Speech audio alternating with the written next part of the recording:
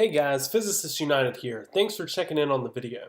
Today I'm going to discuss the Raytheon company stock with the ticker RTN. I'll call it Raytheon for short. Raytheon stock has historically performed really well, roughly 36% on the year and nearly 282% over the course of the past 5 years. That is an average annual return of over 56% for the past 5 years. That is really an incredible, consistent growth. So let's take a quick dive into the company. Raytheon is one of the largest defense contractors in the world. This aerospace and defense giant had a revenue of nearly $24 billion in 2016 and employs over 60,000 people worldwide. Raytheon has a core focus on electronic systems and weapons. Raytheon's the world's largest producer of guided missiles, and for this region will play a major role in the U.S. defense industry and foreign military sales. As an example, just within the past couple of weeks, it was announced that Raytheon won a $642 million contract for ballistic missile test. This is definitely a strong company in the defense sector. So I'd like to look at some of the history of Raytheon to show the foundation that the company is built on. Raytheon was founded by Vannevar Bush, Lawrence Marshall, and Charles Smith in 1922 in Cambridge, Massachusetts. I want to focus on Vannevar Bush for a moment. This guy is a legend and was absolutely a technical visionary. Bush earned his PhD in electrical engineering in just 1 year from MIT. That is incredibly fast. It took me nearly 4 years just as a reference. Bush had a heavy hand in the development of radio technologies.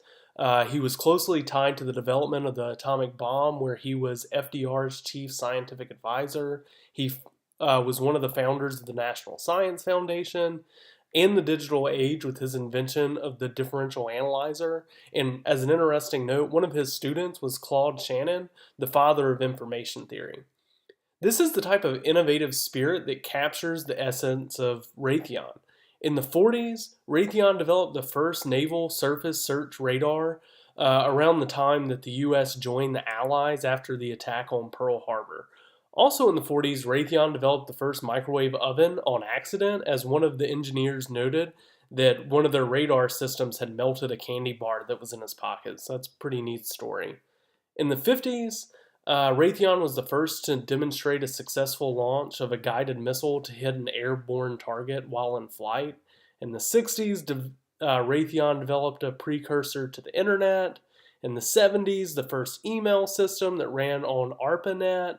In the 80s, the Tomahawk long-range missile. In the 90s, the first autonomous air system to be guided from a ground control station. And then also in the 90s, Raytheon purchased a division of Texas Instruments and Hughes Aircraft.